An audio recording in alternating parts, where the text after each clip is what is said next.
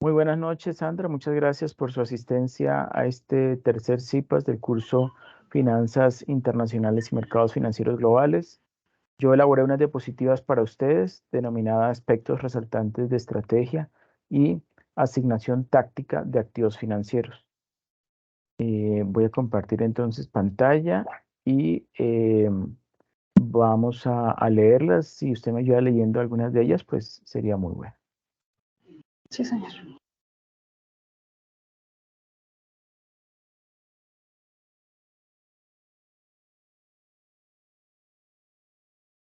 Y ampliarla. ¿Me confirma, por favor, si la observa ampliada?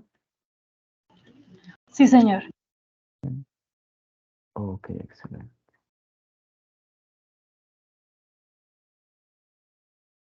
Bueno, inicio. ¿Qué son los índices de Russell? El FTSE, que es vamos a decir, el acrónimo, digamos, el tag que representa los instrumentos financieros que se transan en la Bolsa de Valores de Londres. Digamos que este es una especie de índice londinense.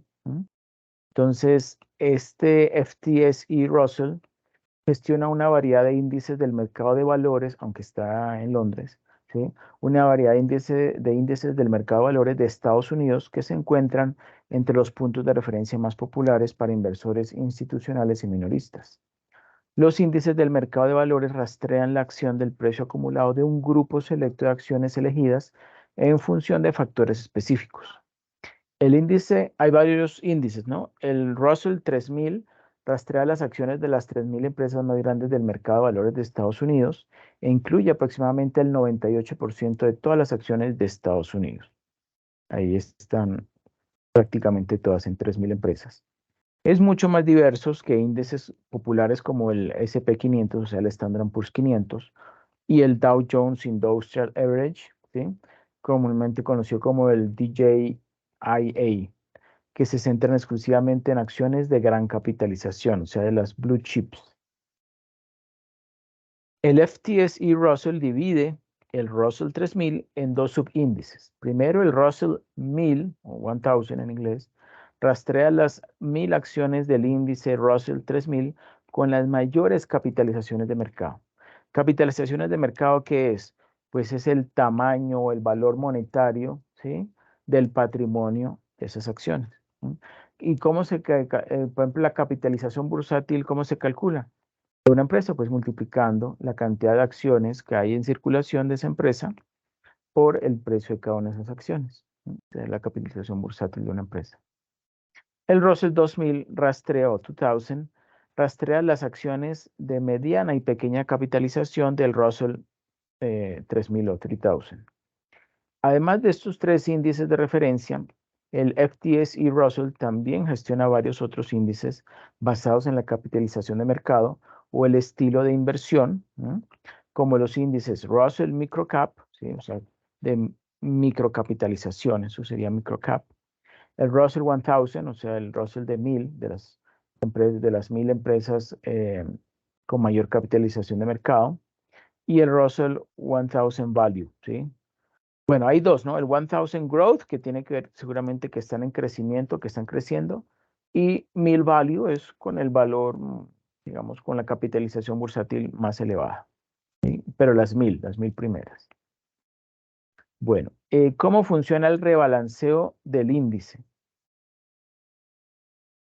Estos índices de mercado están destinados a representar amplias franjas del dinámico mercado de valores estadounidense, por lo que deben ajustarse periódicamente para mantenerse al día con los cambios en el tamaño relativo de las acciones que los componen. Una vez al año, el FTSE Russell ajusta los desgloses entre acciones de gran, mediana y pequeña capitalización para reflejar los cambios que se han producido durante el año pasado, o el año anterior.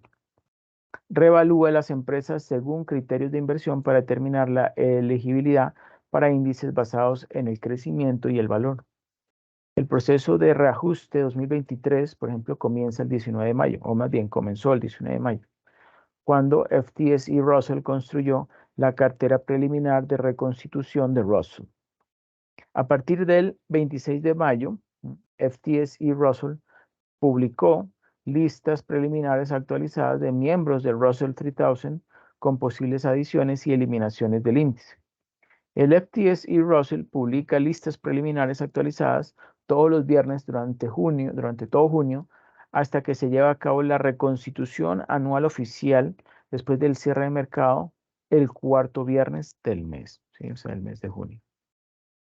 Dado que los mercados evolucionan continuamente y que estamos pues creando índices basados en empresas que pueden haber aumentado, disminuido en tamaño o cambiado sus características de crecimiento o valor, ¿sí? Durante el año anterior, pues nos aseguramos de capturar los cambios en los mercados restableciendo el índice, ¿sí? Eh, Dice Catherine Yoshimoto, directora de gestión de productos del FTSE Russell para los índices Russell americanos. Hemos descubierto que reconstituir completamente los índices anualmente, además de agregar ofertas públicas iniciales elegibles trimestralmente y aplicar ajustes diarios, pues mantiene la naturaleza representativa de los índices Russell de Estados Unidos y al mismo tiempo evita la rotación innecesaria que podría causar un reequilibrio más frecuente. Si un rebalanceo o reequilibrio es lo mismo. Ahora pasemos al tema de rendimiento y correlación de activos financieros. ¿Tú me ayudas, por favor, leyendo esto? Sandra. Sí, señor. Los activos dentro de una clase de activos comparten las mismas características de riesgo y rentabilidad y relacionan a factores similares. Por lo tanto, el rendimiento de los activos financieros dentro de una misma clase de activo debería tener una alta correlación, mientras que la correlación entre diferentes clases de activo financiero debería ser significativamente menor, dando lugar al efecto de diversificación. Si la corrección entre activos financieros dentro de una clase de activos específica es muy baja, existe la posibilidad de cambiar su definición y tratarlos como dos o más clases de activos. Por el contrario, una alta correlación entre dos clases de activos constituye una relación para tratarlos como uno solo. Los títulos del gobierno son considerados como libres de riesgo, aunque existen excepciones. Los bonos de mercados emergentes son analizados en una forma diferente a los bonos de mercados en economías desarrolladas debido a que sus sensibilidades difieren. Una definición de clase de activo en particular no parece estar a la altura de nuestro criterio de homogeneidad de los activos constituyentes, activos alternativos. Primeramente, esta clase de activos incluye categorías tan dispares como bienes raíces, inversiones directas y fondos de cobertura que exhiben correlaciones bajas o incluso negativas. En segundo lugar, no distingue entre lo que son realmente activos, como bienes inmuebles, y las inversiones gestionadas como el capital privado y los fondos de cobertura.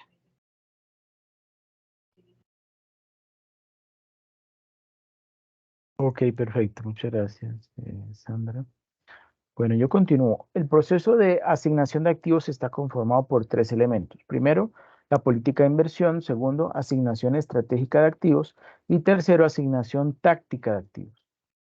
La política de inversión es formulada exclusivamente por el patrocinador o junto con el gerente de inversión y proporciona pautas generales para el gerente. Los elementos que incluye son, primero, objetivos de inversión. Aunque pueden variar bastante, una importante diferencia está entre un objetivo de preservación del capital y un objetivo de incremento del capital. El primero, o sea, el de preservación, está asociado a un perfil conservador de capital, aunque este tipo de inversión debe apuntar a generar un rendimiento que sea lo suficientemente alto para igualar la inflación con el fin de conservar su poder de compra. El segundo, o sea, el de incremento de capital, tendría como objetivo aumentar el valor del capital en términos reales. El enfoque de rendimiento total de la inversión y la generación de ingresos consiste en utilizar toda su cartera para generar rendimientos de diversas fuentes, incluidos intereses, dividendos y crecimiento. Es usado por fondos universitarios y fundaciones. Busca un alto crecimiento de capital a lo largo del tiempo mediante la reinversión de los ingresos, teniendo una inclinación al capital y pagando una proporción de esto de forma continua, que sea lo suficientemente inferior al rendimiento promedio esperado para ser considerado como sostenible. Horizonte temporal.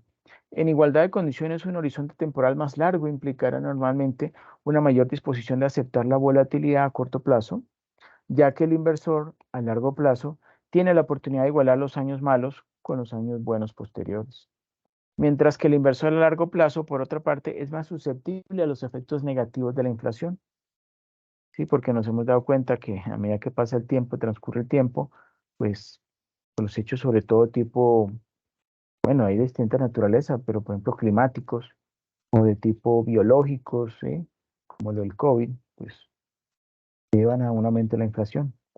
Sin embargo, el conocimiento del horizonte temporal del inversor es pertinente para otras cuestiones distintas del riesgo en sentido estricto, como el vencimiento de los títulos valores de renta fija en la cartera y el grado de liquidez de los instrumentos financieros empleados en general.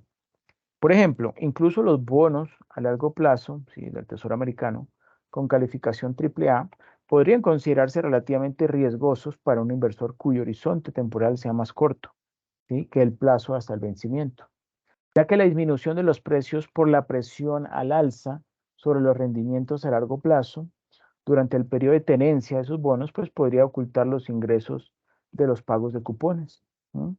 Digamos que sobre todo para lo que llamamos portafolios pasivos, que son los que se pretende que, digamos, no ganar rendimientos elevados a corto plazo, sino a largo plazo, incluso no tan elevados, pero al menos la idea es asegurar de que no se disminuyan o no se baje ese capital invertido, pues ese tipo de portafolio eh, requiere menos gestión por parte del gestor de portafolios, ¿no? Y posiblemente la asignación de activos sea una mayor proporción en bonos del tesoro. En cambio, en activos más riesgosos, como por ejemplo las acciones, ahí sí, bueno, y además que es como el caso que ustedes están ahorita efectuando en el simulador How the Market Works, porque obviamente son 3 semanas lo que ustedes tienen para, digamos, obtener el mayor rendimiento, el máximo rendimiento, pues podríamos catalogarlo como de corto plazo. Entonces los bonos no son algo muy llamativo. Es más como para los portafolios que son pasivos. El de ustedes es activos. Es una gestión activa del portafolio de inversión, ¿no? ¿Y cómo se pueden obtener rendimientos más elevados? Pues considerando o asignando activos que tengan una mayor volatilidad, ¿sí?, como las acciones. Y ya vimos que entre las acciones hay unas que se llaman de baja capitalización y otras de alta capitalización, ¿sí?, que tiene que ver con el tamaño de las empresas, ¿sí?, o la capitalización bursátil de esas empresas que emiten esas acciones. Bueno, dice allí, en cambio, para el inversor a largo plazo, si el bono a largo plazo efectivamente se mantiene hasta su vencimiento, ofrece un rendimiento nominal ex ante, ¿sí?, o sea, preestablecido, incluso si el rendimiento real sigue siendo incierto. Lo asegura, ya está ahí dado y pues se mantiene, ¿sí? O sea, cuando emiten un bono, se fija una tasa de cupón, ¿m? Y dependiendo luego de la variación que haya en las tasas de interés, pues ese rendimiento del bono o yield to maturity, así es como se denomina rendimiento exigido, ¿sí?, al bono, o también lo llaman tasa de corte, pues ese rendimiento va fluctuando, ¿sí?, a lo largo del tiempo dependiendo de las tasas de interés, porque normalmente el inversionista o trader lo que hace es comparar el rendimiento del bono, ¿sí?, con su costo oportunidad, ¿sí?, el costo oportunidad o rendimiento mínimo exigido al capital. Entonces, digamos que para un gestor trader de corto plazo, digamos que ahí sí tiene una gran, digamos, una gran importancia el que, por ejemplo, se le caiga el precio del bono.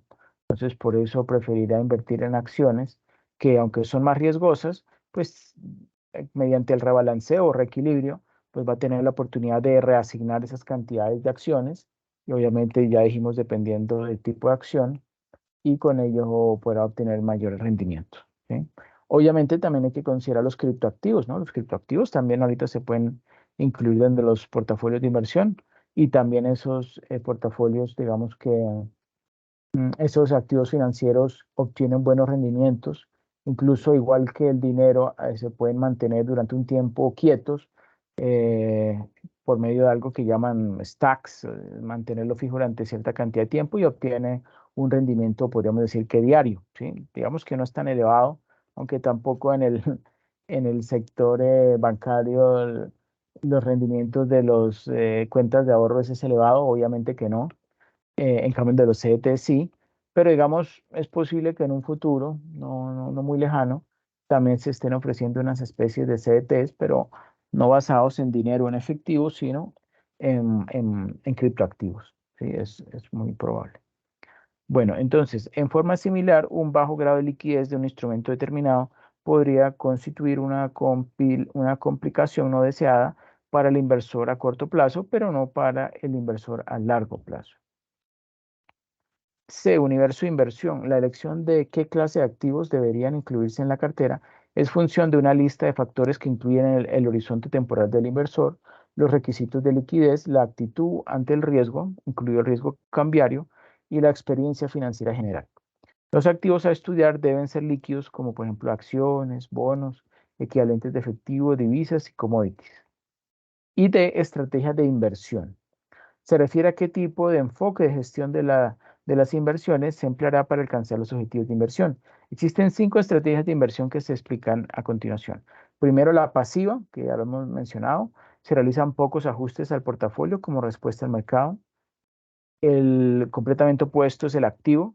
Se realizan ajustes más frecuentes a las condiciones de mercado, incluso pues algunos expertos opinan que después de cierto periodo de tiempo, que puede ser un mes o 2 meses, hay que hacer un rebalanceo para pues determinar cuáles son los activos financieros que podrían obtener un mayor rendimiento y los que se han mantenido quietos pues podrían ser unos digamos, unos segundos activos en la lista, después de los que obviamente están perdiendo para ser modificados, ¿sí? O digamos para rebalancear esa composición de los activos financieros dentro del portafolio de inversión. Tercero, tenemos el direccional.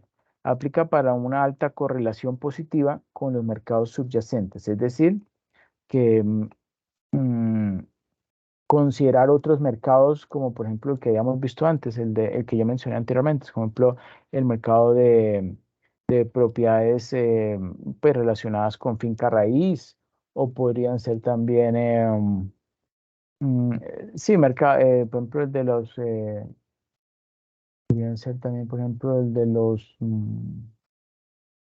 podrían ser incluso de acciones, pero no en el mercado local, sino en el mercado internacional. Podría ser de pronto otra posibilidad de mercados subyacentes, ¿sí? Que están, por ejemplo, en crecimiento. Podrían ser, por ejemplo, activos financieros que estén ubicados en alguno de los países miembros del BRICS, ¿sí? Por decir algo, Brasil, India, ¿no? Eh, República en BRIC también está Corea, República de Corea, Corea del Sur, Rusia, ¿no? Cuarto, que es otra estrategia, la estrategia contraria, ¿sí? Aplica cuando existe una alta correlación negativa con los mercados subyacentes. ¿Qué quiere decir eso? Que si hay una acción eh, de una compañía que está subiendo, ¿sí? En el mercado americano y si tiene una correlación negativa, entonces podría ser que esa misma acción en el mercado ruso no esté aumentando, sino esté disminuyendo. Podría ser, ¿sí? Arbitraje mercado neutral. Aplica para una baja o nula correlación con los mercados, dependiendo del valor relativo entre instrumentos, ¿sí? O sea, si hay una baja correlación, significa que eh, digamos, lo que ocurra en términos generales o en promedio, con por ejemplo las acciones que siguen, por ejemplo, el Standard Poor's 500, si suben, ¿sí? Es muy posible que esa subida no afecte o evite que, por ejemplo, el rendimiento suba en ese tipo de acción, pero al contrario también, si las acciones de, por ejemplo, el Standard Poor's 500 están cayendo por ejemplo, ese nivel de correlación o ese resultado de correlación que hay entre esa acción y, por ejemplo, la Standard Poor's es muy cercana a cero, pues entonces digamos que no, esa disminución fuerte en el rendimiento del índice Standard Poor's 500, pues no va a afectar al rendimiento de esta acción, porque como dice allí, su correlación es nula o muy baja, ¿sí? Nula sería cero o muy baja, no sé, 0,1, 0,2. Y puede ser obviamente positiva o negativa, ¿sí? Positiva, entonces tendría, digamos, una relación directa. Si aumentó el rendimiento en las secciones del Standard Poor's 500, si este tiene una correlación de 0,2, pues también aumentará, pero en una proporción, digamos, de solo el 20% respecto a lo que haga el Standard Poor's 500, ¿sí? Que es la base. Y si es un negativo de menos 0,2, pues entonces si el Standard Poor's 500 aumentó, no sé, un 10%, y hay una correlación negativa del 0,2, pues entonces disminuirá el rendimiento, no tanto como un 10%, pero sí un poquitico, un 2%, ¿sí? El 20% Una, de 10% es 2%, una pero pregunta, obviamente no aumenta, sino que disminuye. ¿Sí? ¿Sí, Sandra? doctor.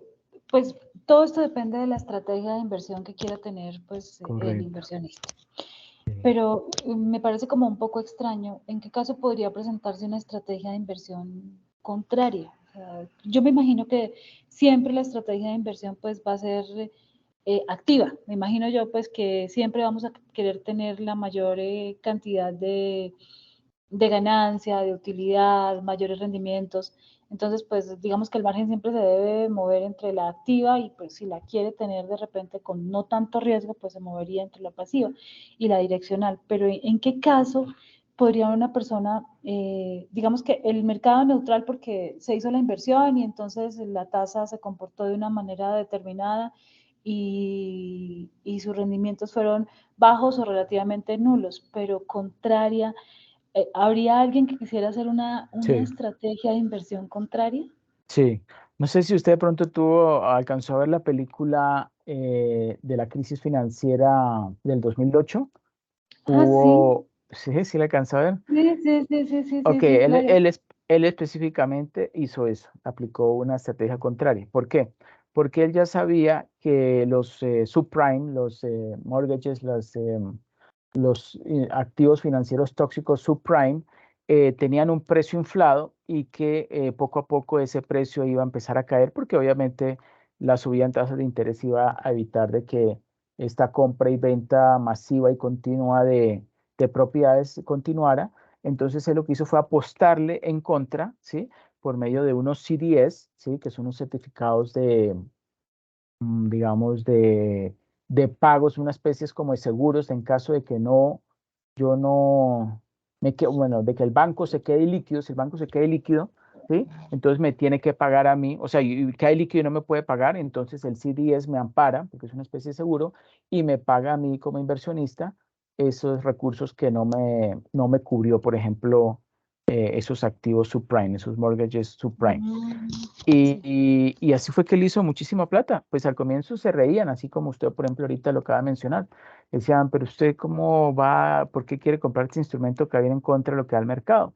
Y pues los traders se reían, decían, bueno, yo se lo ofrezco, no hay problema. Y se reían, tan. Pero al final él terminó riéndose porque efectivamente el mercado cayó en el 2008 y él hizo una gran cantidad de dinero apostando en contra de todo lo que el mercado pues estaba mostrando en ese momento. Pero bueno, y para este caso es demasiado importante el manejo de la estadística del comportamiento de, por ejemplo, en ese caso de la estrategia de inversión contraria, pues él venía haciendo un análisis estadístico de muchísimo Claro, tiempo de toda la información. Entonces, claro. para poder apostarle a una contraria que me llegase en algún momento a generar un rendimiento pues activo, tendríamos que manejar una información histórica del comportamiento Exacto. de esa inversión. Exacto. Ok. Recuerde que los traders realizan tanto análisis fundamental, que es mirar los indicadores macros, ¿sí?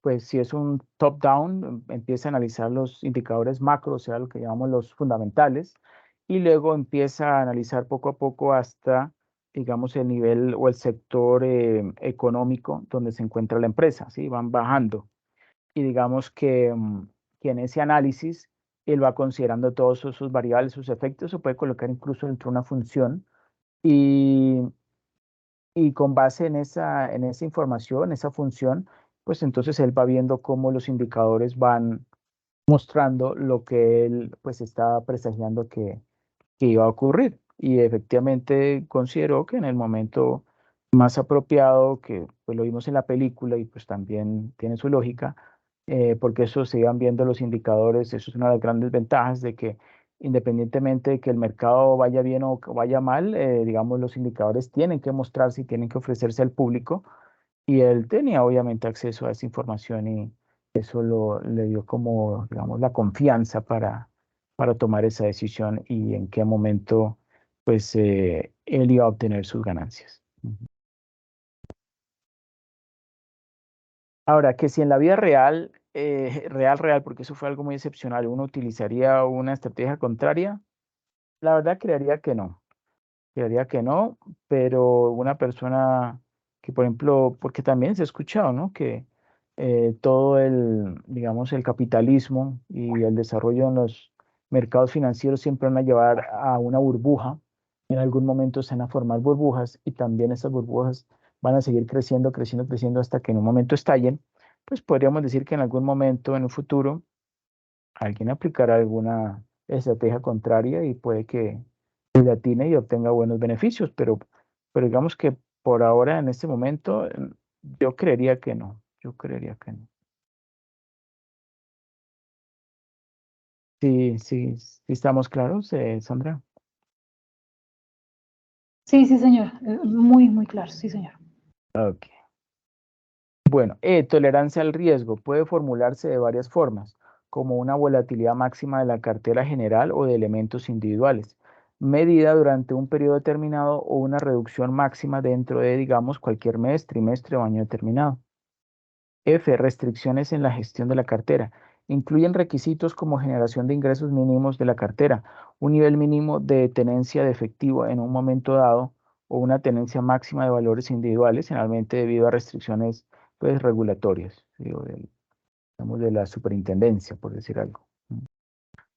G. Situación fiscal y otras circunstancias únicas. A menudo pueden excluir determinadas inversiones o concentrar la cartera en determinados instrumentos de inversión. Una vez establecidos los parámetros de la política de inversión, se puede formular la estrategia de asignación de activos, como se denominar EAA, ¿sí? Por las iniciales de Estrategia de Asignación de Activos. Dicha estrategia tiene un horizonte temporal de 5 a 10 años y se basa en las expectativas relacionadas con el riesgo a largo plazo, la rentabilidad de las diferentes clases de activos y la correlación entre ellos.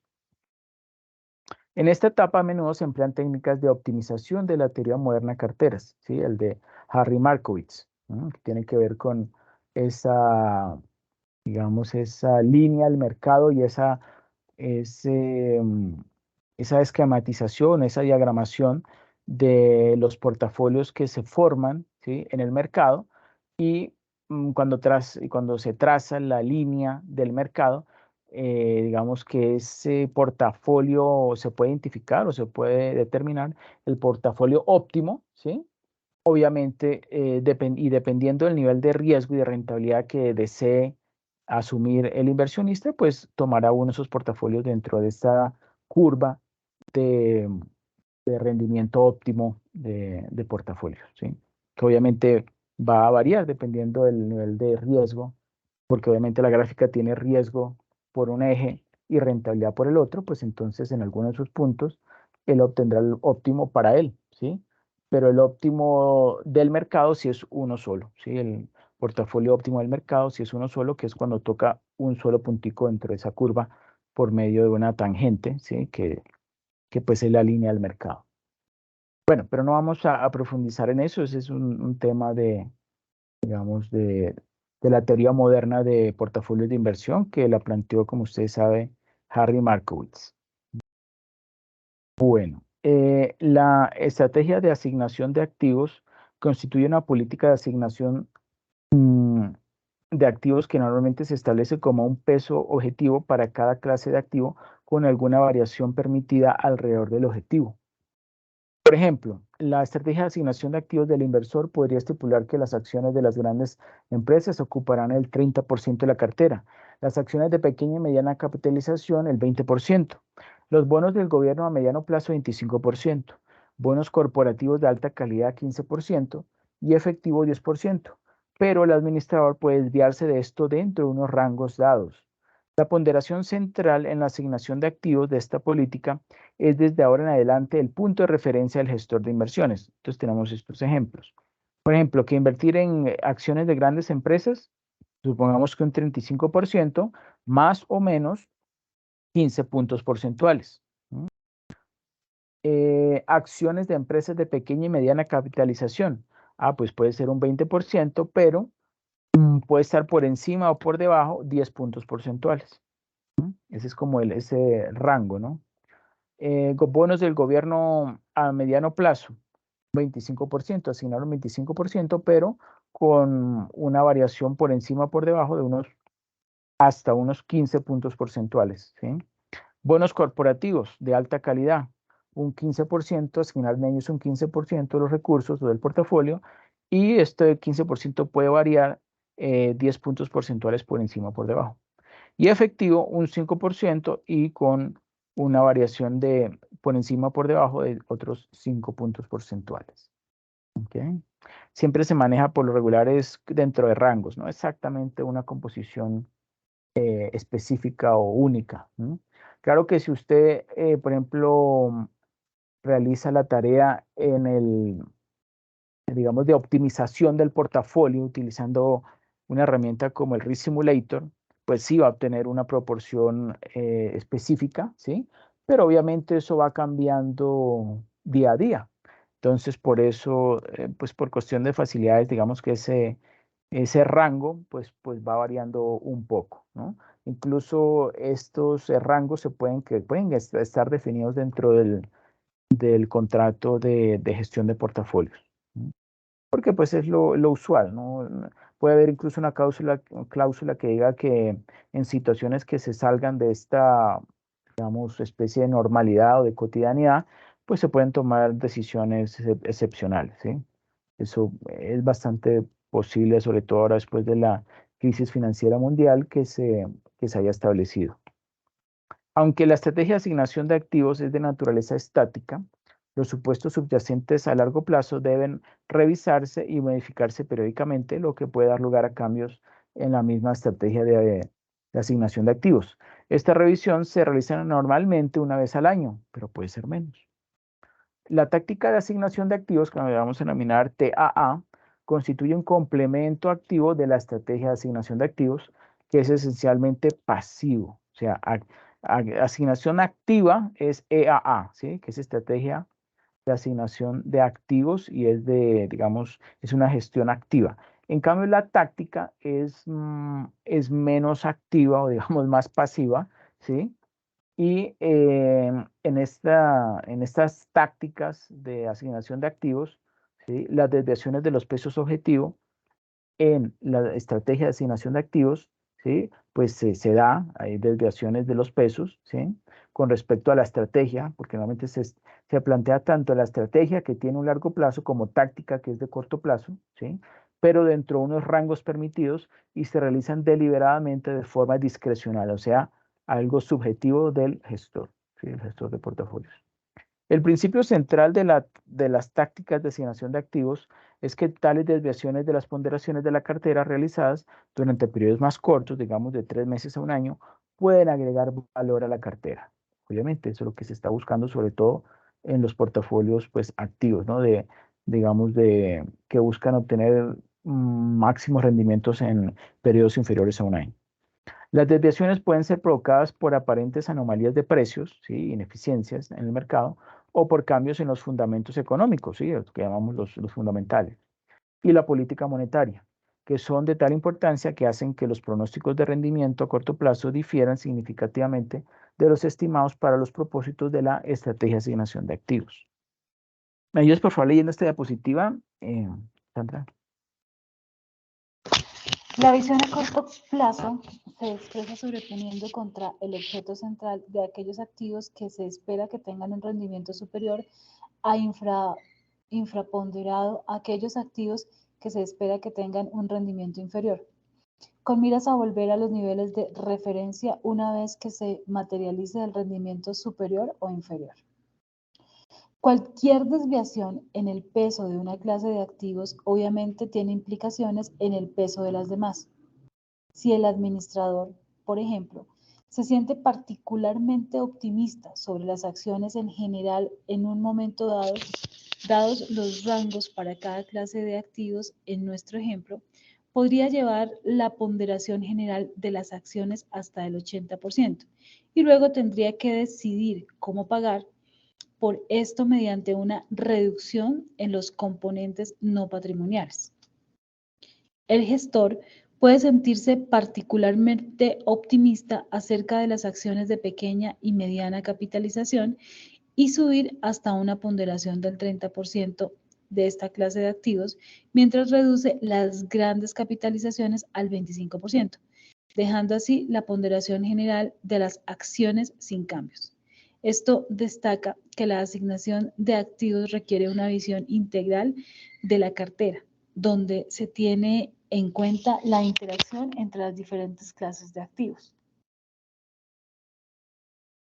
Perfecto, muchas gracias, Sandra. Bueno. Proceso de inversión. Cuando se ha formulado la política de inversión y se han fijado los parámetros, tanto de la estrategia de asignación de activos como de la táctica de asignación de activos, el administrador de inversiones puede comenzar el proceso de inversión real. Esto se ilustra en la figura 1.1, que la vamos a ver. El primer paso es decidir sobre los valores específicos que constituirán la cartera y luego ejecutar las operaciones relevantes. En las empresas profesionales de gestión de activos, la mesa de ejecución normalmente proporcionará información útil sobre los flujos y la liquidez del mercado para ayudar al administrador de la cartera a optimizar el tiempo y el tamaño de cada operación hasta que se haya construido la cartera completa o armado la cartera completa. Bueno, este que tenemos ahí es la figura 1.1, ¿cierto? Es importante distinguir dos tipos de variaciones en torno a la estrategia de asignación de activos. Primero, decisiones sobre tácticas de asignación de activos que, como se discutió anteriormente, son discrecionales, ¿sí? Y se basan en expectativas a corto plazo que difieren de las de la estrategia de asignación de activos, que es de largo plazo. Y segundo, variaciones que surgen de diferentes rendimientos entre las clases de activos que dan lugar a una desviación de la cartera que se aleja de las ponderaciones objetivo en la estrategia de asignación de activos. Examinaremos entonces la segunda categoría a continuación en el tema del reequilibrio o rebalanceo. ¿Qué nos está mostrando este proceso de inversión? ¿Sí? Entonces, entran por un lado los flujos de mercado y hay una sincronización, ¿sí? Y por el otro lado una liquidez del mercado, ¿sí? O sea, digamos que la liquidez del mercado lo establece obviamente la cantidad de, o digamos no la cantidad, sino la calidad de los instrumentos financieros y la bursatilidad, ¿sí? O sea, la facilidad con que se llevan a cabo esas compras y ventas de activos financieros, ¿sí? Todo ello entonces sirve para asegurar una alta liquidez en los mercados financieros, como pueden ser en las bolsas de valores, como pueden ser la Bolsa de Valores de Nueva York, el Nasdaq, que maneja pues una gran proporción de acciones de tecnología, ¿sí? Bueno, y entonces tanto la liquidez del mercado como los flujos de mercado de sincronización pues van a impactar o van a incidir en las decisiones del portafolio, ¿sí? Y la ejecución que se haga de ese portafolio. Estas decisiones entonces van a influir en el monitoreo y rebalanceo de los portafolios de inversión, que como vemos allí son influenciados por ese monitoreo y rebalanceo. ¿Por qué? Por los atributos de los activos, la valoración de los activos, el desempeño de los activos, el ciclo económico, ¿sí? Si la economía está en expansión, pues será un tipo de política bien diferente a que si está en contracción. Y la política monetaria que esté, por ejemplo, aquí en Colombia tomando el Banco de la República o en Estados Unidos la Fed. Y ese monitoreo y rebalanceo pues también va a incidir en la evaluación del desempeño de ese portafolio, que obviamente va a estar influenciado por la medición del desempeño, la atribución de rendimiento y la apreciación del desempeño. El rebalanceo. ¿Me ayudas por favor leyendo esta diapositiva, Sandra? Sí, señor. El rebalanceo es un proceso por medio del cual la estructura de un portafolio se ajusta a la estructura pactada originalmente y de la cual se ha alejado de manera natural por los movimientos de los mercados. El rebalanceo de posiciones tiene básicamente tres connotaciones. Primera, una que consiste en tratar de adelantarse al mercado o estrategia de market timing. Otra que se puede definir como rebalanceo patrimonial y la última a través de bandas.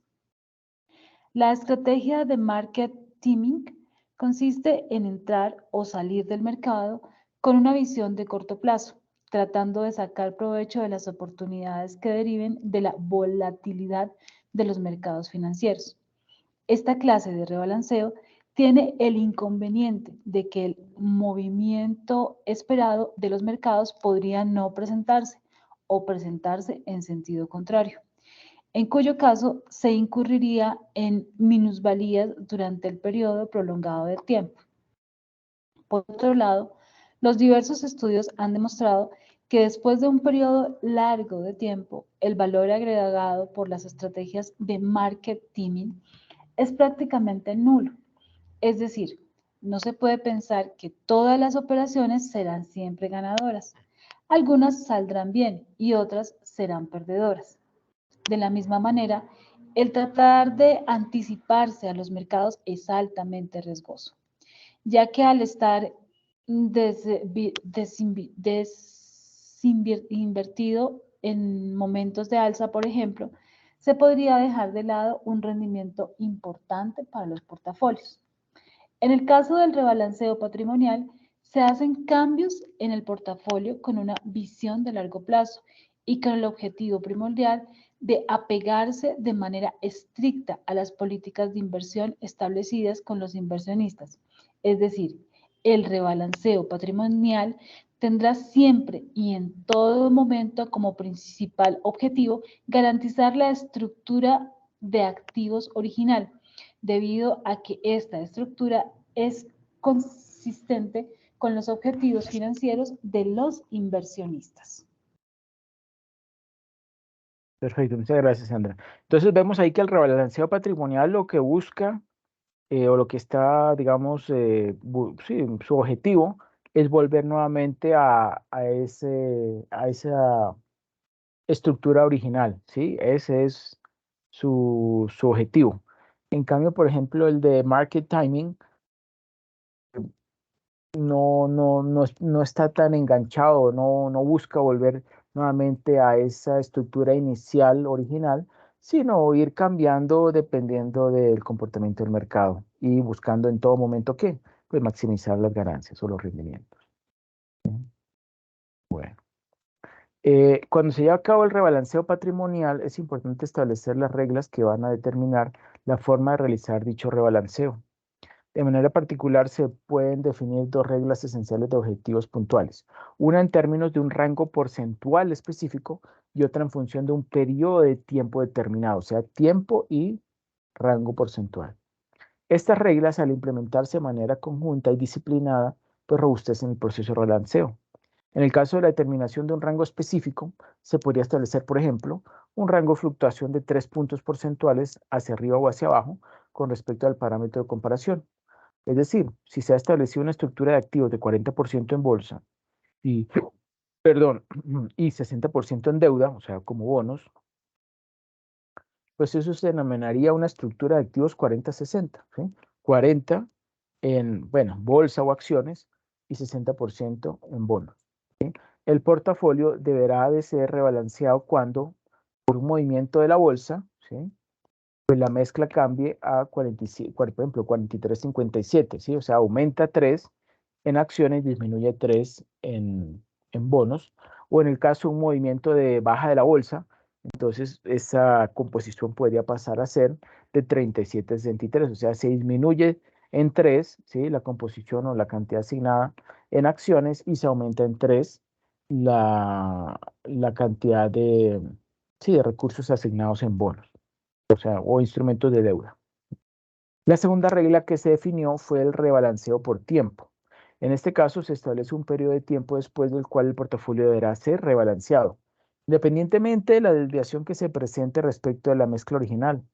Un periodo típico podría ser cada 3 meses, podría ser, ¿no? De manera tal que si la mezcla se ubica en, por ejemplo, 41,5, 58,5, ¿sí? Pasados los 3 meses, el portafolio se llevará nuevamente a su estructura original, ¿sí? Que era de cuánto? De 40-60. 40 en acciones, 60 en bonos. Bajo la modalidad del rebalanceo por bandas, el administrador tiene la posibilidad de asumir posiciones más conservadoras o de mayor crecimiento, dependiendo de las expectativas de los mercados. Es decir, ante un escenario de mayor volatilidad, ¿sí? O sea, que haya mucha fluctuación en los precios de las acciones, o sea, subidas y bajadas, la exposición a bolsa, o sea, exposición a inversiones en acciones, podrá disminuirse de 40-60, que es su estructura neutral o original, a 30-70, que es la mezcla conservadora. O ante condiciones más favorables, ¿sí? Supongamos que está la economía boyante, está en expansión, entonces, y se puede obtener más rendimiento, pues podría llevarla a una mezcla más agresiva, y obviamente significa mayor riesgo, de un 50-50, ¿sí? 50% en acciones, 50% en bonos. Es importante destacar que la amplitud de la banda tendrá que establecerse de acuerdo con el perfil de inversión de cada inversionista y que los límites mínimos y máximos deberán respetarse en todo momento. Eso está definido dentro del contrato de gestión de portafolio. ¿Me ayudas, por favor, leyendo esta diapositiva, Sandra? Por favor.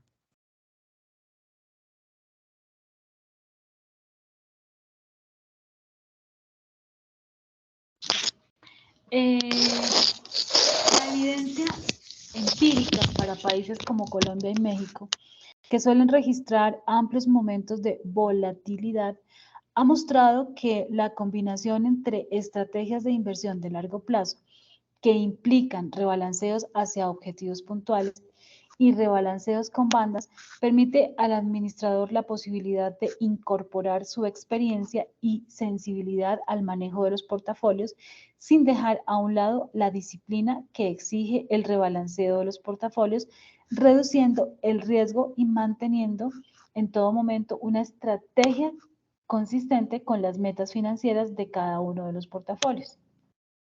La literatura sugiere 3 etapas para la configuración e inversión final de un portafolio. Primera, establecer una estructura inicial consistente con los objetivos planteados y el perfil de riesgo de un inversionista, a la que comúnmente denominamos portafolio estratégico. Segundo, ajustar su ponderación de manera táctica, de acuerdo con las mejores perspectivas o riesgos específicos que puedan enfrentar las clases de activos sin perder de vista nuestra estructura o su combinación inicial. Tercero, canalizar el posicionamiento resultante a través de productos como fondos, acciones o bonos para implementar la inversión deseada, proceso que se conoce como selección de activos. La etapa que tendrá una mayor relevancia en lo que respecta a la obtención de un resultado final esperado tiene relación con la primera de ellas, es decir, la determinación de su estructura estratégica. Establecer dicha composición no resulta ser una tarea simple, en la medida que debemos sopesar tanto las características propias del objetivo de inversión planteado como las del inversionista, variables que en conjunto delimitarán la cantidad de riesgo que un portafolio podrá asumir. Perfecto, muchas gracias, Sandra. Bueno, continúo. Un desempeño diferente entre las diferentes clases de activos en la cartera implicará automáticamente un cambio de los objetivos centrales en la estrategia de asignación de activos. En nuestro ejemplo, si las acciones de la cartera rindieron un 10% durante un periodo determinado, mientras que los bonos rindieron un 2%, la ponderación de las acciones aumentaría del 55% a alrededor del 57%, mientras que la ponderación de los bonos disminuiría, ¿sí? Porque el que aumenta en uno pues le quita el otro, disminuiría un 2%, pasando del 45% a alrededor del 43%. Si esto provocará o no un ajuste de cartera por parte del administrador depende de la estrategia de reequilibrio que se siga. Comenzaremos analizando un estudio que describe los perfiles de tres estrategias de reequilibrio. Como veremos, qué estrategia es preferible en principio depende de nuestras suposiciones sobre el comportamiento futuro del mercado. En la práctica, sin embargo, el registro histórico del mercado es claramente relevante y complementaremos con un estudio empírico de estrategias de reequilibrio que proporciona algunas pautas útiles. Perold y Sharp, 1988, estudiaron tres estrategias básicas de rebalanceo. Primero, comprar y mantener. Segundo, mezcla constante. Y tercero, seguro de portafolio de proporción constante. Bueno, asumen una cartera simple, se asume, perdón, una cartera simple de dos activos, uno de los cuales es riesgoso, como por ejemplo las acciones, mientras que el otro es libre de riesgo, supongamos bonos del Tesoro de los Estados Unidos a 10 años, ¿sí? Con rendimiento cero. Y se pregunta, A, ¿cuál estrategia es preferible para la dinámica de mercado? Y B, ¿qué tolerancia al riesgo debe tener el inversor para que cada estrategia sea adecuada? Entonces, veamos entonces la primera estrategia, comprar y mantener, o en inglés buy and hold. El ejemplo anterior corresponde a una estrategia de comprar y mantener. Inicialmente se realiza una ponderación de cada componente de la cartera y no se realizan ajustes posteriores. Como vimos, un rendimiento superior de las acciones frente a los bonos sin ajuste posterior implicaría una mayor ponderación de las acciones en el futuro y viceversa. Generalmente esta estrategia implica que los precios de los activos se desvían con el mercado. En el ejemplo de dos activos de Perold y Sharp, la inversión en letras del tesoro constituye un piso para la cartera. Ese es el rendimiento mínimo que va a conseguir, ¿sí? Por eso lo llamamos que es el piso, ¿sí? Suponiendo una inversión de 100, digamos $100, y una asignación del 60%, bueno, 60% y 40%, o sea, 60% en acciones y 40% en bonos, o bueno, bonos o letras del tesoro, respectivamente, bajo la estrategia Buy and Hold, el valor de la cartera podría en principio caer a 40, ¿sí? En el improbable caso de que las acciones bajen a cero. Eso sería el mínimo valor del portafolio.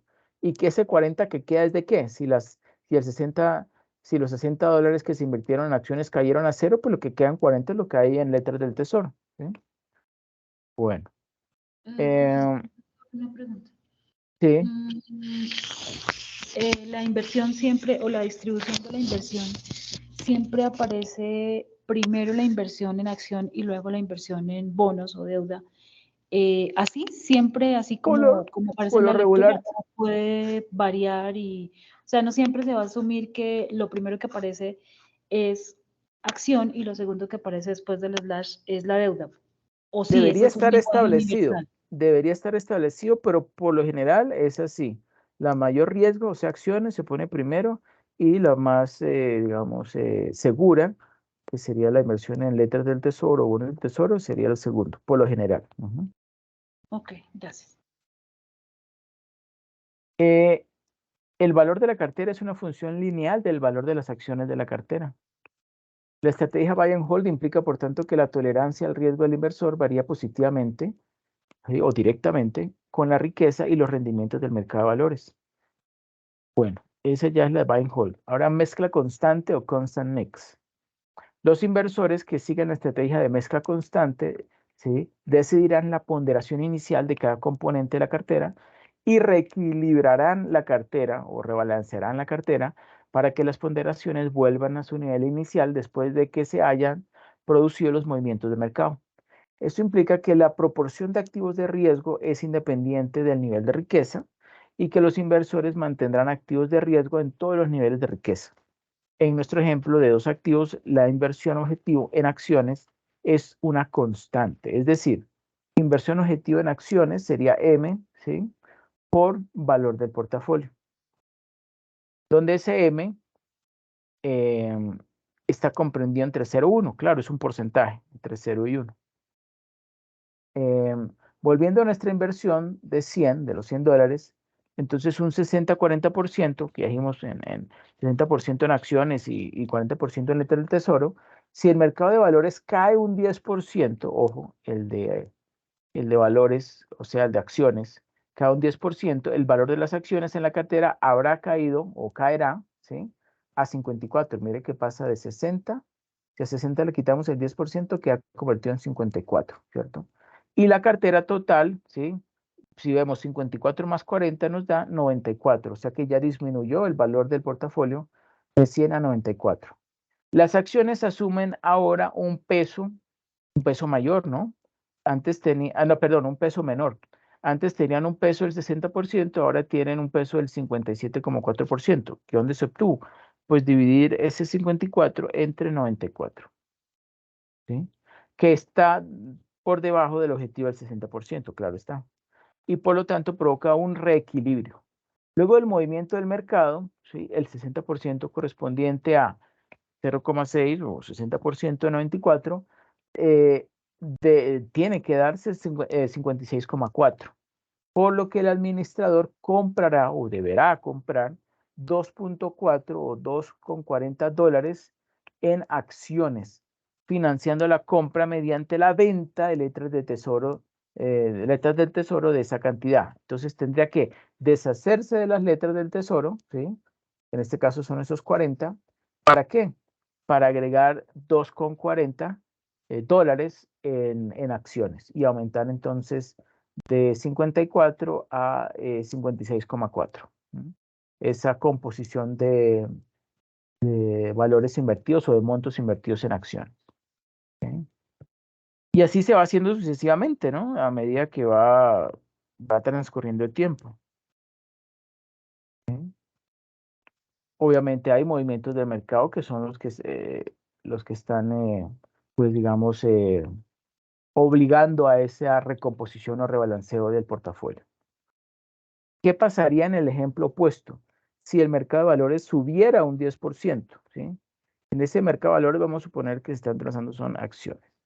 El valor de las acciones en la cartera aumentaría a 66. Antes estaba con 60, ahora ya entonces su participación o sí, su ponderación aumentó, pasó de 60 a 66 y el valor de la cartera general subió a 106. Claro. Las acciones ahora ocuparían ¿cuánto? 66 lo dividimos entre 106, queda ahora 62,3%, o sea, aumentó un 2,3% esa participación. Entonces, después del movimiento del mercado, el 60% correspondiente a 60% de 106, ¿cuánto debería ser? 63,6, ¿sí? Y la diferencia entre 63,6 y 62,3, ¿sí? Entonces es 2,4, que es que es lo que el administrador vendería de acciones para volver a ese 60% en acciones, usando los ingresos de esa venta para agregar o para comprar más que letras del tesoro. Digamos que ahí está nuevamente volviendo a esa composición o estructura inicial. En resumen, la estrategia de mezcla constante implica que una caída en el valor de las acciones, o sea, del activo riesgoso, va a significar una compra de acciones, un aumento en el valor de acciones o activo de riesgo, va a implicar una venta de acciones. Debido a que la estrategia de mezcla constante es esencialmente opuesta, pues tendrá un rendimiento inferior a la estrategia de comprar y mantener en mercados con una fuerte tendencia alcista o bajista. En el caso del mercado alcista, o sea que está bullish, que está subiendo, el inversor que sigue esta estrategia está vendiendo efectivamente en la tendencia alcista para mantener las ponderaciones objetivo, mientras que el inversionista que sigue una estrategia o la estrategia de comprar y mantener se beneficia del peso creciente de las acciones a medida que suben digamos, el mercado de valores, ¿sí? O digamos, los precios o rendimientos de las acciones. En el caso del mercado bajista, este inversor está comprando efectivamente en la tendencia bajista, mientras que el peso porcentual de las acciones para el inversor de comprar y mantener, buy and hold, se reduce automáticamente a medida que las acciones bajan. Mientras que el pago de la estrategia buy and hold es lineal, porque obviamente ese mantener tiene ese efecto, ¿sí? De linealidad. La de la estrategia constant mix es cóncava, ¿sí? No es lineal, no es que aumenta uno y aumenta en una determinada proporción dependiendo de la pendiente, ¿sí? Obviamente lo que va a determinar que esa línea, esa linealidad, ¿sí? O esa línea recta tenga una mayor o menor pendiente, ¿no? Entonces, a diferencia de este buy and hold, la estrategia de constant mix ya no es una línea recta o no sigue un patrón de línea recta, sino una curva cóncava, ¿sí? Con un rendimiento inferior tanto en tendencias alcistas como bajistas, ¿sí? O sea que está como amparado entre esos dos extremos.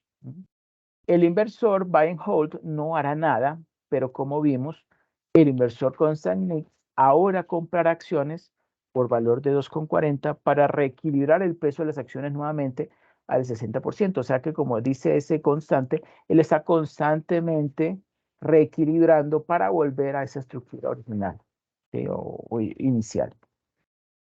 Bueno, considera ahora el siguiente movimiento del mercado del 10%. ¿Sí?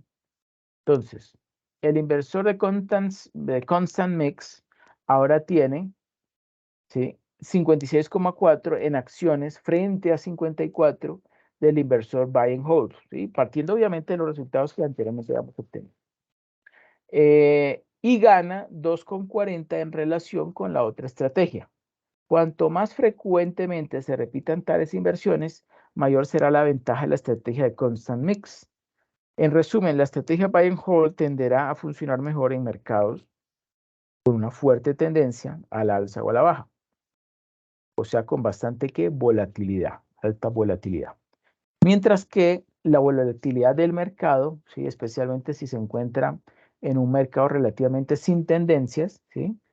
Tenderá a beneficiar sí, o digamos, beneficia con mayor proporción a los que siguen una estrategia de constant mix.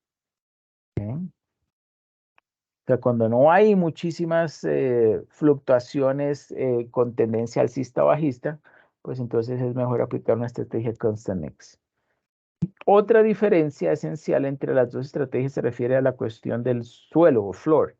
Como se mencionó en la estrategia buy and hold, el componente letras del tesoro, o sea, la parte, digamos, más segura, ¿sí?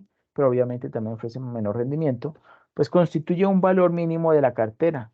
La estrategia Constant Mix no tiene ese piso, ¿sí? A diferencia del de Buy and Hold, y en principio podría suceder que el valor de la cartera llegara a cero, sí, puede ser, es posible que eso ocurra, aunque no digamos que es lo usual, pero podría.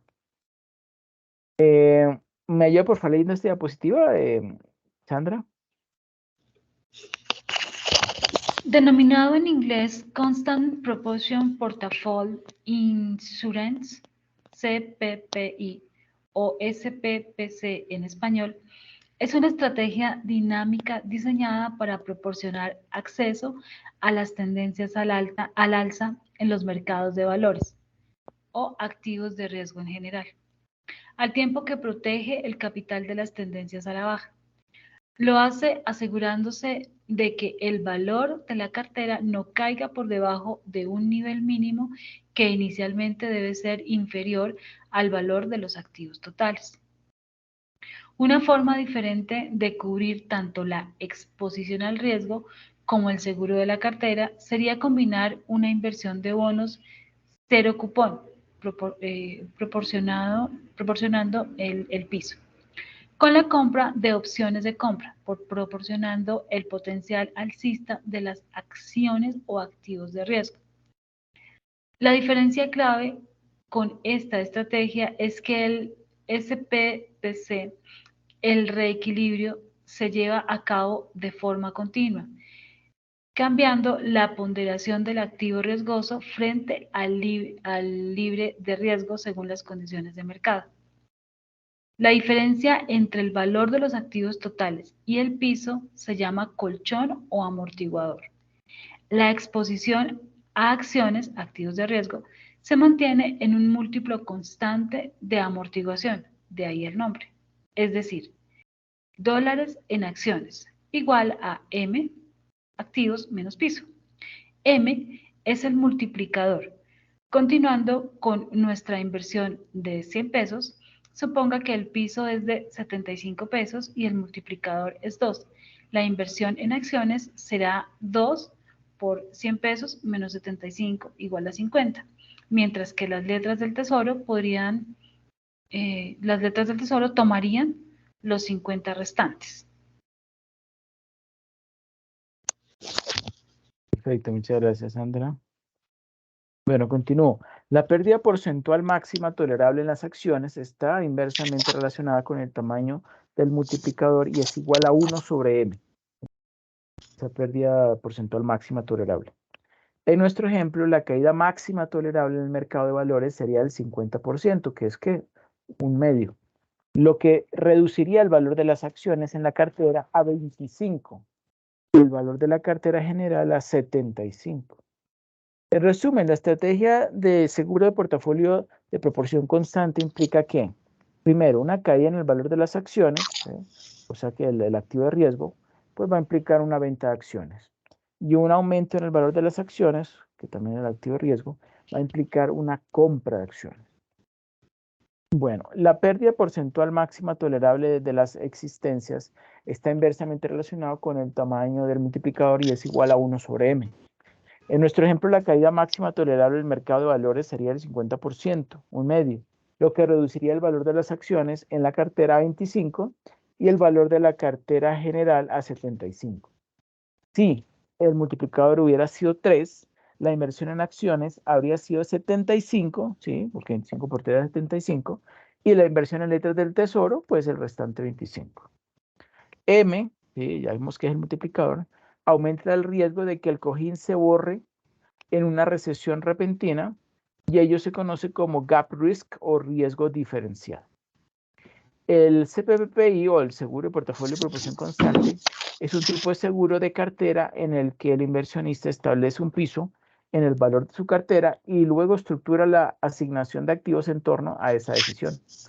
Cuando el seguro de portafolio de proporción constante es emitido como un producto por una institución financiera, este riesgo generalmente correrá a cargo de esa institución. Las dos clases de activos utilizados en este seguro de portafolio de proporción constante son un activo de riesgo, generalmente acciones o fondos mutuos, y un activo conservador de efectivo, equivalentes o bonos del tesoro. El porcentaje asignado a cada uno depende del valor de colchón definido como el valor actual de la cartera menos el valor mínimo y un coeficiente multiplicador donde un número más alto pues indica una estrategia más agresiva. El reequilibrio que utiliza este seguro de portafolio de proporción constante o CPPI es lo opuesto al requerido por la estrategia mezcla constante. Si bien esta estrategia se beneficia de los mercados oscilantes pero planos, y la estrategia de buy and hold o de comprar y mantener es neutral a estas circunstancias, pues el seguro de portafolio de proporción constante, CPPI, sufriría. Este seguro de portafolio de proporción constante se ha utilizado principalmente en productos estructurados y menos en la gestión de carteras estándar. El seguro de cartera de proporción constante permite a un inversionista mantener la exposición al potencial alcista de un activo riesgoso mientras brinda una garantía de capital contra el riesgo a la baja. El resultado de la estrategia, el CPPI, es algo similar al de comprar una opción de compra, o sea, una call, pero no utiliza contratos de opción. Por lo tanto, a veces se hace referencia a ese seguro de portafolio de proporción constante como una estrategia convexa, en oposición a una estrategia cóncava, como una combinación constante. Las instituciones financieras venden productos de seguro de portafolio de proporción constante en una variedad de activos de riesgo, incluidas acciones y swaps de incumplimiento crediticio. El inversor realizará una inversión inicial en el activo riesgo igual al valor de multiplicador, o sea, el M, por valor colchón en dólares, e invertirá el resto en el activo conservador. El valor del multiplicador se basa en el perfil de riesgo del inversionista y se obtiene preguntando primero cuál podría ser la pérdida máxima de un día en la inversión riesgosa. El multiplicador será el inverso de ese porcentaje, recuerden, 1 sobre M. A medida que el valor de la cartera cambie con el tiempo, el inversor reequilibrará o rebalanceará de acuerdo con la misma estrategia. El seguro portafolio de proporción constante está conformado por dos cuentas, una cuenta de riesgo y una cuenta de seguridad. Como le indican sus nombres, ambas cuentas tienen propósitos específicos, uno es brindar seguridad y otro asumir más riesgo, en la estrategia de inversión general de un individuo. La cuenta de riesgo está apalancada con posiciones de futuros para protegerse de las desventajas de una exposición significativa a la renta variable. Entonces, los fondos se transfieren dinámicamente entre las dos cuentas en función del entorno económico. El cronograma para el equilibrio depende del inversionista, siendo los ejemplos los ejemplos mensuales o trimestrales los que se citan con frecuencia. Por lo general, este seguro de portafolio de proporción constante o CPPI se implementa en términos de 5 años. Idealmente, el valor de colchón crecerá con el tiempo, lo que permitirá que fluya, más dinero hacia el activo riesgoso. Sin embargo, si cae el colchón, es posible que el inversor necesite vender una parte del activo de riesgo para mantener intactos los objetivos de asignación de activos.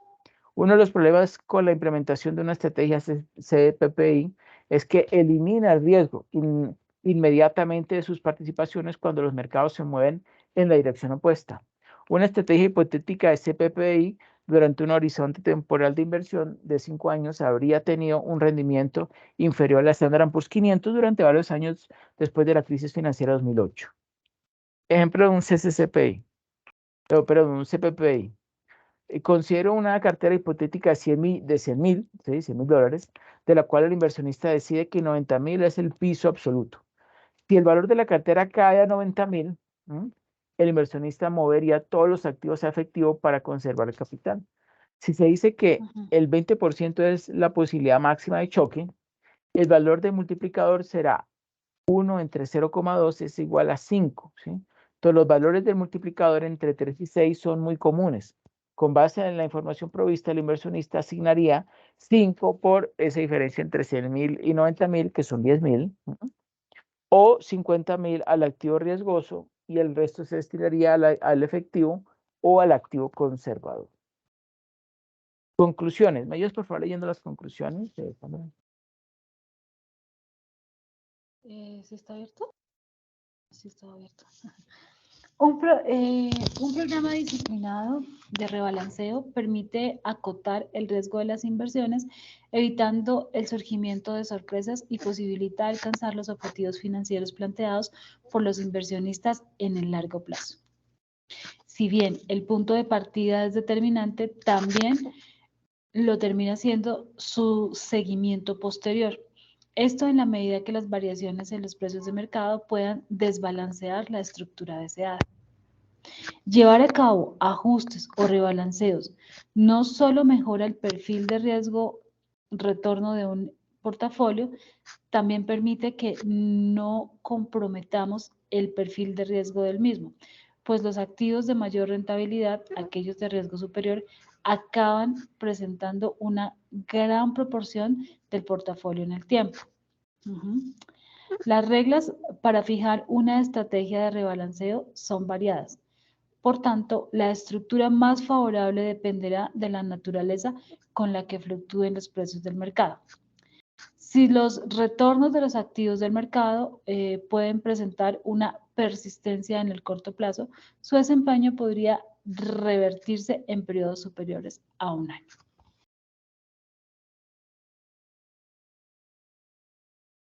Perfecto. Bueno, eso sería todo, Sandra. Y lo que le sugiero es que por favor vea los videos. Hay unos videos que están allí dentro del simulador How the Market Works. Vamos a verlo que aquí yo lo abrí. Sí, hay unos videos, incluso ustedes los tienen que tomar para que, digamos, cuenten con esa información, que es como una base, unos cimientos antes de empezar a hacer las compras de los activos, ¿no? Que van a conformar su Sí, portafolio de inversión.